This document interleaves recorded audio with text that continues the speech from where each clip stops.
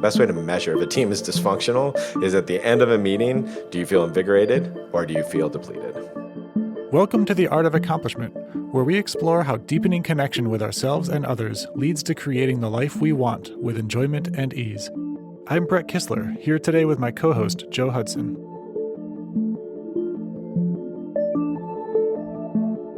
Last week, we talked about what makes a functional team and how to build a functional team. And today, let's do a little bit of the opposite. Let's talk about how to build the most dysfunctional team you possibly can. Yeah, that sounds fun. Just to start off, there's this great, maybe we can put it in the show notes. There's a great, I don't know how much we'll talk on this, but there's this great thing that the CIA put out.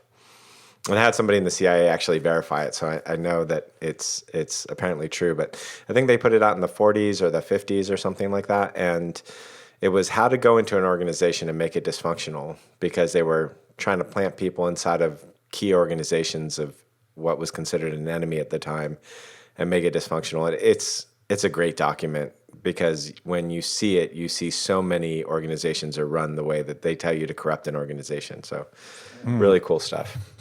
Yeah, what were some of the characteristics of how they would do that? Defer decision making to groups. Make sure that the groups that you're deferring the decision making to are over 6. Always try to get everything in the hands of a committee. Take away the autonomy of people who know the work. Stuff like that. That sounds about right.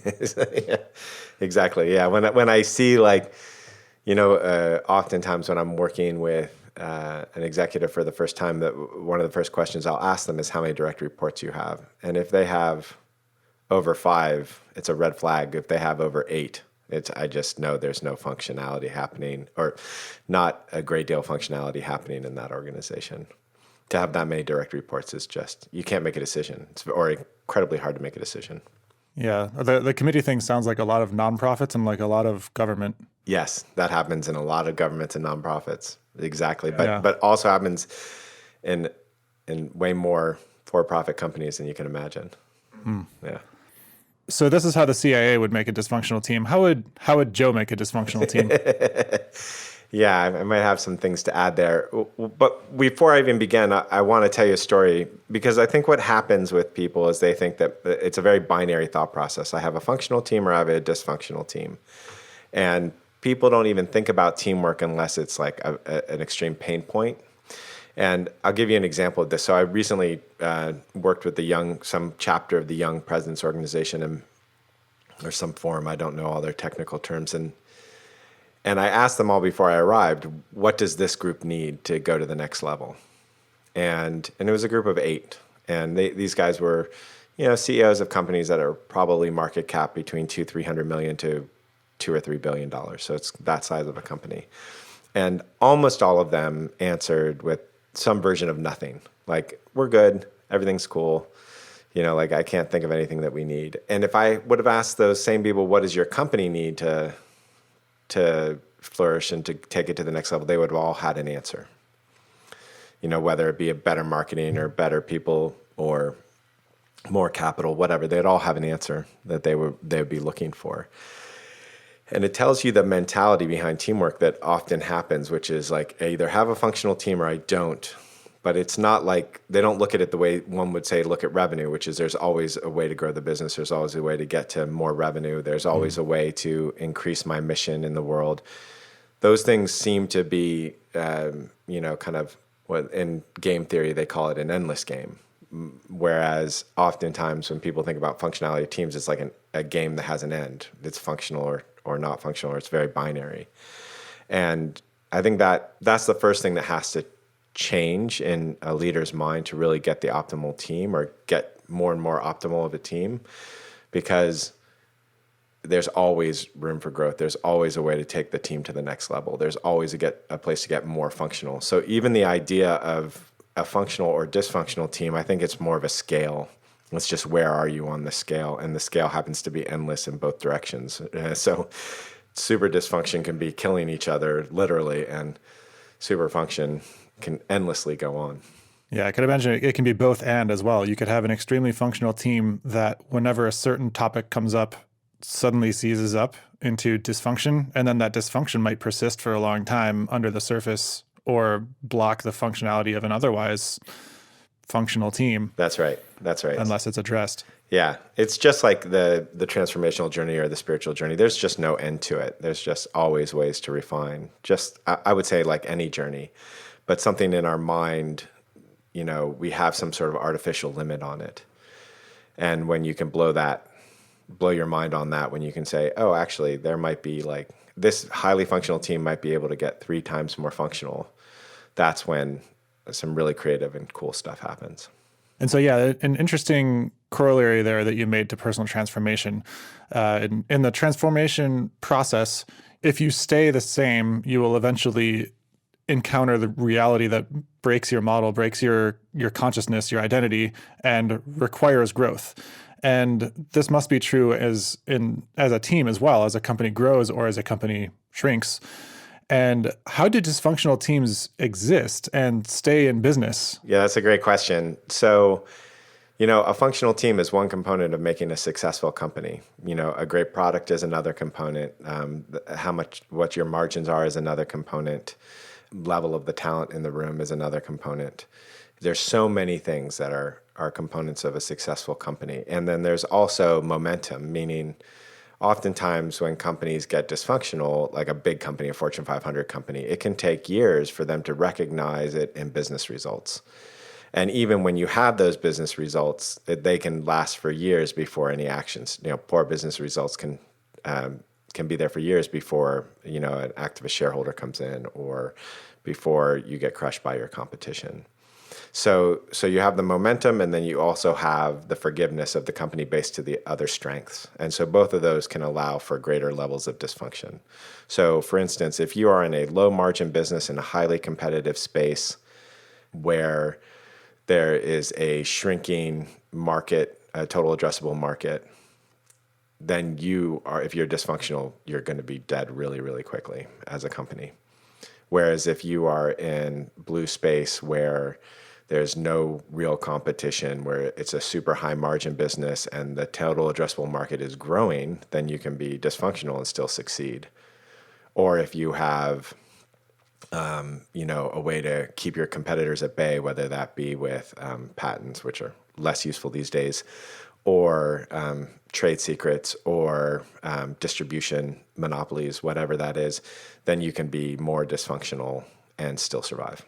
How would scale factor into this? How do scale and dysfunction interact? Yeah, well, I would say it's harder to hold a functional team, like to have a functional team the bigger that the company grows. So I think that's one correlation. It's more difficult because people are creating functional teams are hard to replicate, and structures are hard just for people to operate in that kind of size.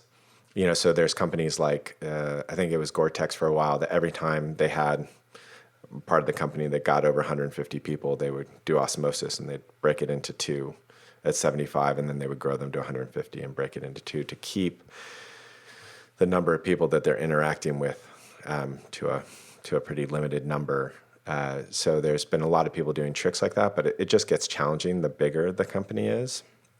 But it's definitely not impossible. But otherwise, the kind of dysfunction that can be allowed or that can exist that doesn't disturb the business is not really based on scale as much as it is based on those other components like margin and product and what the market is doing and that kind of stuff.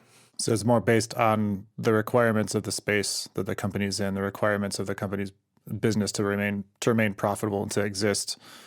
And the same dysfunction that might plague a family business might plague a large business, all the same, or not, depending on the differences of what's required for them to survive in the market. Correct. Like one of these ways of looking at it is like creativity. So some companies don't need to be creative to stay in business, and some companies really need to be creative to stay in business if your business is innovation. And dysfunction will kill innovation really, really quickly. It's why very few big businesses innovate effectively. And if they are, they're doing it through acquisition. And so you have to be highly functional to continue to iterate successfully and be innovative successfully comparatively highly functional.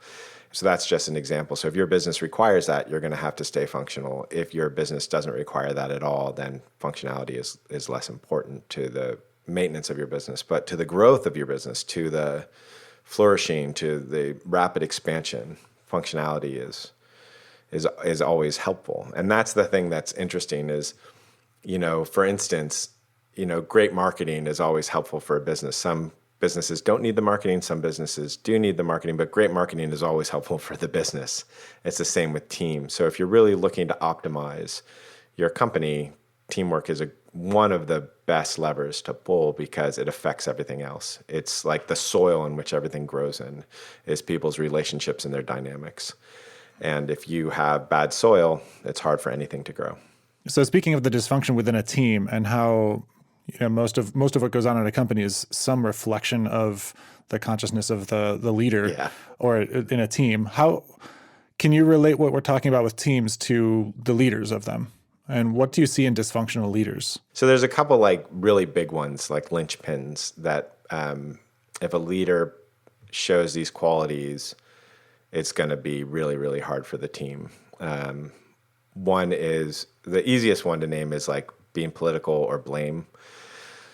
And what this does is it makes it so people don't know how to succeed or how to win because it's really based on the mood of the leader. And blaming obviously just is a horrible way to motivate people. And it also doesn't solve anything.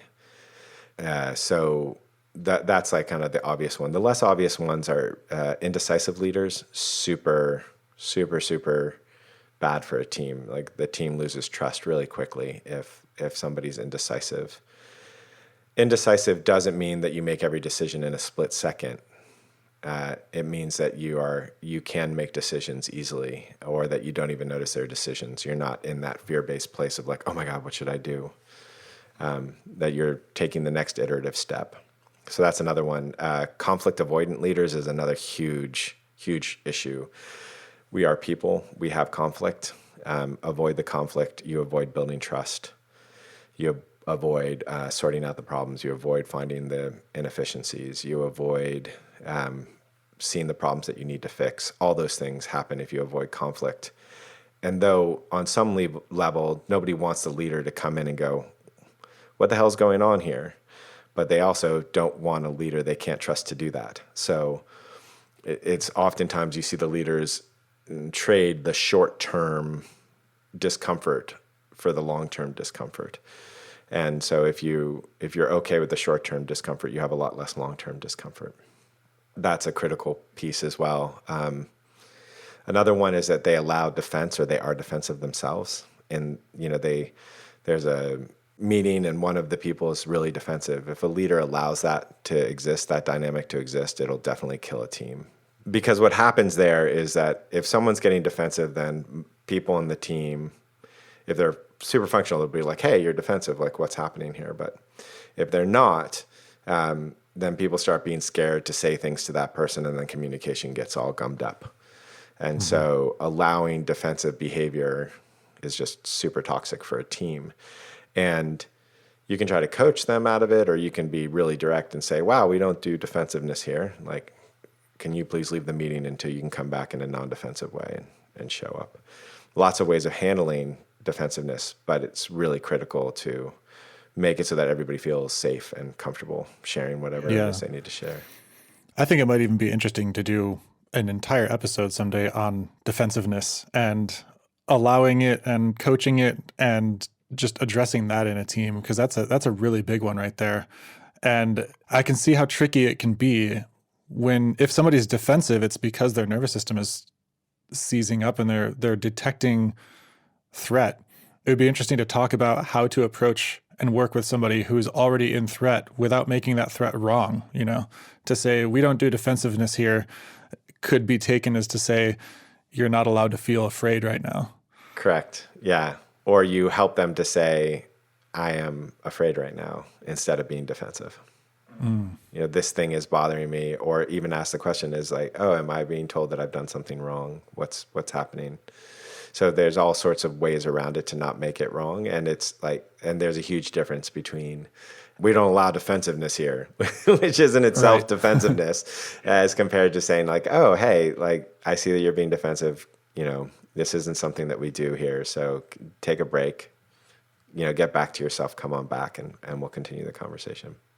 Okay, so is there anything else you wanted to touch on with regard to dysfunctional leaders? And then next, I'd love to talk about what do you look for in a team, what to observe when you're looking for dysfunction. Yeah, I think the other thing to talk about is another thing. This is a more subtle thing, but leaders who don't lead or follow, either one of those can create super dysfunctional teams.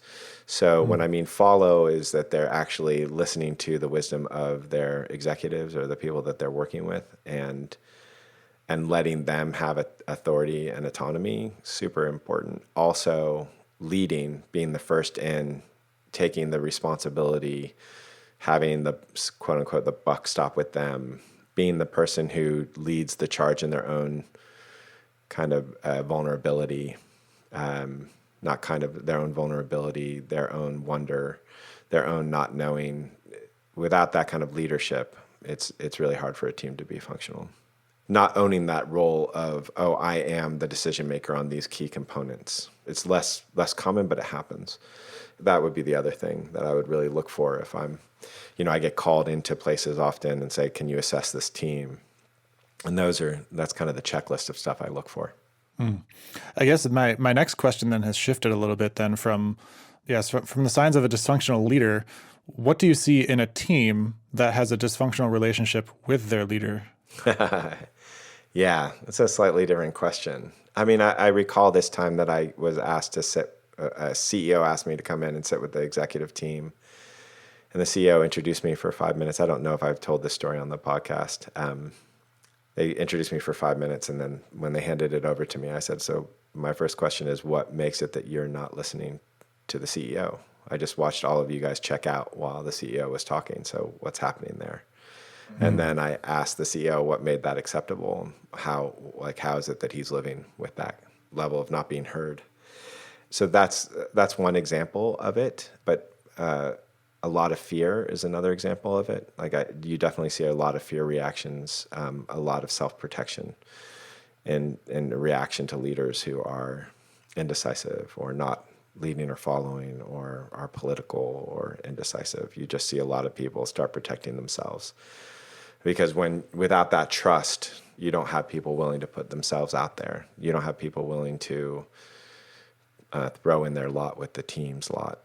Instead, they start saying, "Wait, this team's not going to be successful, or I don't trust it, and therefore I'm gonna throw in my lot with my lot and take care of myself." Then continuing here, what are some other examples of just when you're walking into a team, you're looking at whether it's the leader communicating with the team or just the team having a meeting. What are the things that you look for to find areas of dysfunction that can be improved upon and addressed? Yeah. So if I hear people talking without listening to each other, like the one I just described, that's a huge sign. A conversation requires both somebody who wants to talk and somebody who wants to listen. So that's a huge sign. Generally, both, not just one person. Yeah, that's right.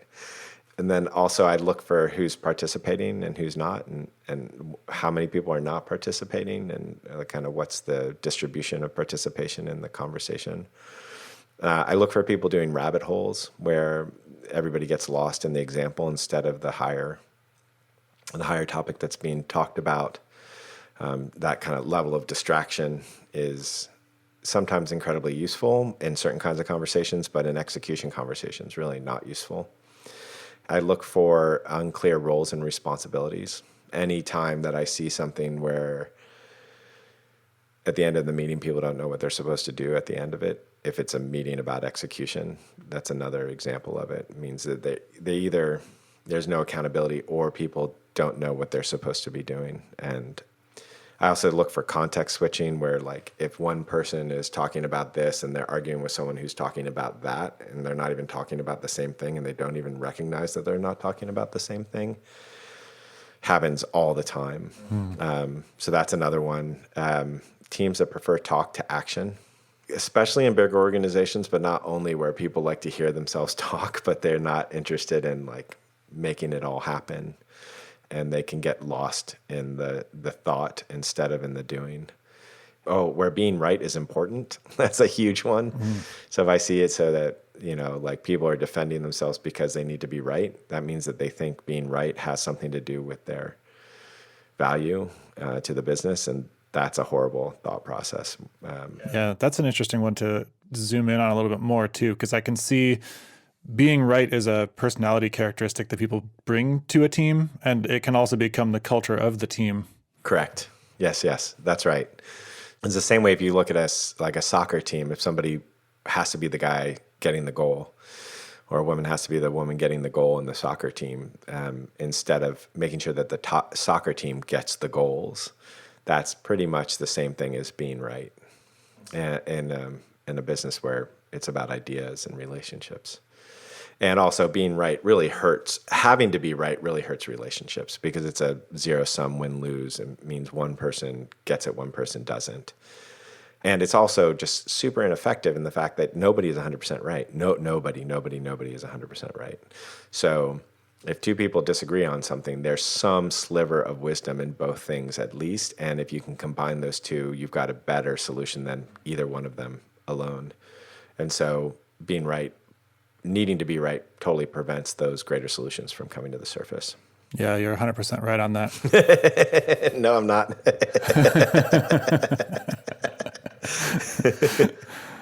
So what else do we have here then? I mean, the defensive discussions that we talked about with the leader, the blame that we talked about with the leader. I think the other thing that's a more subtle thing that you can see is people don't feel accountable for the team. They feel oppressed by or like controlled by the team dynamic. So super functional teams, you'll hear somebody say on occasion, wow, this meeting's really not working for me. How do we make this meeting work better? You'll hear people say, the way this conversation's going doesn't feel optimal. Like they're all taking responsibility for the dynamic in which the team interacts rather than thinking that the leader's responsible for it. You'll also see this in accountability where the team holds themselves accountable instead of the leader being the only person to hold people accountable. That the team takes responsibility for their dynamics instead of just the leader taking responsibility for the team dynamics. And if I don't see that, then there's lots of very easy room for growth.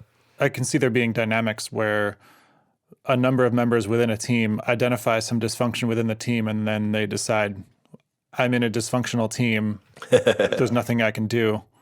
And that contributes to the dysfunction further. Yeah, the more accurate thing is I am participating in a dysfunction, and the idea that I can't do anything about it is a great part of the dysfunction.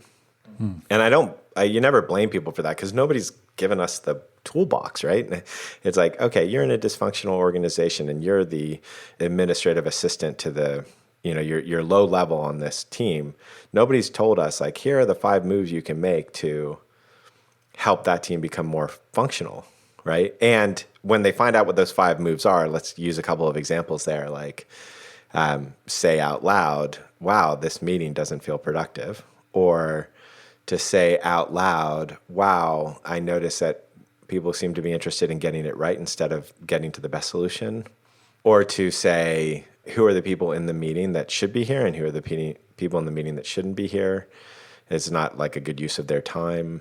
Or to say, is this meeting a decision-making meeting, or is it a execution meeting, or is it a discovery meeting? What is our intention? What's the goal of the meeting? Those kinds of things, some less, some more scary, are once scary, and most people don't know that will make a huge difference. So once they've done it a couple of times, it's a lot less scary because it's like, oh crap, that works, and everybody now respects me even more. But most people are scared to say it or just don't know to say it. Yeah, and often when you're in that space where you're scared to say something and then you get yourself to say it anyway, it often comes out a little sideways and then triggers people into defense, and then it proves that it wasn't a good idea to say, and then it proves that this is a dysfunctional team that I can't do anything about. And there you are again. That's right. Yeah, if you're saying it, if you built it up so much and then you say it with harshness or you say it with a lack of confidence, you have a good chance of getting a suboptimal result. Yeah. Yeah. And so you could actually see a lot of these characteristics as like the rabbit hole where somebody wants to be seen in a certain feeling, and maybe they're going down a rabbit hole into an example to hide in that example and hope that the example can prove what they want to say without them having to fully own it. Or the blame, which is really saying that I'm seeing something going on in this team, that's not working for me, or that I see as dysfunction, and maybe there's a dynamic in the team that I'm not allowed to be the one who wears that, so it's got to be someone else's fault. A lot of these things that are dysfunctions are actually, at their core, they're attempts, if partially occluded attempts, at actually bringing the team into function. Some of them are, for sure. I would say the other thing that's happening is people, like, I can watch a team, and the way that I see a team operate, it's like, what emotions are they avoiding and what emotions are they embracing? Mm-hmm. And what are the strategies that people are using to embrace or avoid the emotion, or to bring teamwork together or create conflict? And those strategies really will tell you a tremendous amount about where the dysfunction lies and what the root cause of the dysfunction is. Yeah, which points back to our emotion series, where the impulse in the emotion, which is the room in a dysfunctional team, in a dysfunctional meeting, will be dripping with emotion. Yes. That is unowned. Somewhere in that emotion is and suppressed, usually suppressed. Yeah. Yeah, and somewhere in that emotion is all the ingredients to bring the team into functionality. Yeah. And to the extent that they're suppressed, that's how you see this dysfunctional dynamic show up. Yeah. So a great example of this would say, let's say you have a leader who yells at their team, as an example, right? Which I guess is another sign of dysfunction. That people don't usually do that in front of me. but let's say you have that. The emotion that is usually being suppressed is fear or hurt and aloneness, as an example. And they feel that way because there's a stagnation happening that they know will hurt the company. And so the suppression of that emotion creates the frustration, and the frustration often drives some sort of movement. The anger drives some sort of movement, which is a surrogate for the best kind of movement, but at least it's movement. And so that's a great example of how the unfelt emotion turns into a strategy that is less functional. Whereas the more functional approach is, wow, I notice that I have very little confidence that we're going to succeed, and that scares me. And the reason that I have no confidence that we're going to succeed is because I don't see movement happening. And I don't want to be part of a team where there's no movement happening. So how do we get to movement? And how do we all take responsibility and ownership for that? Because I don't want to be the only person driving this team. That's a completely ineffective use of my time, and it disempowers you guys. That would be the more effective approach, if you can actually be in the emotion, see what's happening with you, and speak to it. Yeah, so that brings me into just one final question for this episode. What's the most poignant example of when you saw a team in utter dysfunction begin a transformation into function? Oh, that happens like every day. Well, not every day, but every day I'm in a team. So that's what happens. I think maybe Ant on his episode, which is coming up, I think he might have told the story, but I can't remember exactly. But it's a good poignant one where we're in an offsite and we're doing something, and I was supposed to trigger him on something, and I said, your anxiety is going to kill the company, and everybody in this room knows it. That's a poignant moment. And I'm doing it with a tremendous amount of love, and just a deep truth that allows everybody to go, oh, and relieve, including Ant in that moment. There's like a sense of relief because it's like, oh, the thing has been called out. Now we can actually address it and look at it. And it's not being considered wrong. It's not being blamed. It's not something that, is makes anybody more or less than one another. So that would be an example. Another example, let's see where I've seen that. Yeah, there's this great little thing that I do with executives where I say, I want your goal is in within a month, have 2 weeks in a row where every meeting that you attend, you consider it a 5-star meeting. Like, you rank your meetings 1 to 5 stars, and everyone is a 5-star meeting. So that means you feel inspired, invigorated, and energized by the meeting. And you have to do whatever it takes to do that. Whatever you need to do, like whether it's telling the chairman of the board, you're not coming to a meeting, or whether it means walking out of meetings, or whether it means saying this meeting sucks, how do we fix it? Whatever you need to do to get to that place. And if a CEO or a leader commits to that, man, that within a month, that organization is completely different. It's like a beautiful little hack to totally transform that thing, because it's basically saying, I'm not going to put up with dysfunction, because dysfunction does not, that's the best way to measure it. The best way to measure if a team is dysfunctional is at the end of a meeting, do you feel invigorated or do you feel depleted? How invigorated do you feel? How depleted do you feel? Is a great mark of the dysfunction. It just hits it right where it lives. Yeah, I guess my question in that example is if you have a leader in that situation who's avoiding a certain set of emotions, what stops them from avoiding those particular meetings and having a lot of other meetings and saying, great, I got my 5-star meetings and we're now not paying attention to a significant issue in the business? That's why I do it for 2 weeks, because eventually the thing they're avoiding is going to be put onto their lap and they're going to have to deal with it. That's exactly why. With the goal of a 5-star meeting. You can't have all happy meetings and avoid. It's just, you can't have all happy meetings and blame. You can't have all happy meetings or productive, invigorating meetings if you are political.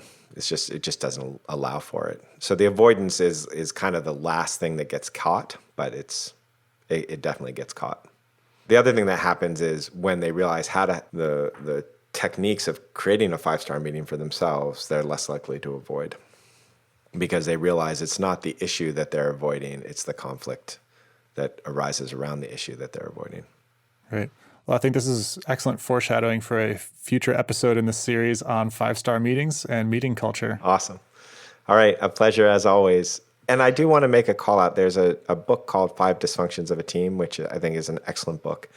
There's the 5 dysfunctions, but I encourage you to see that all is the first dysfunction, which is a lack of trust.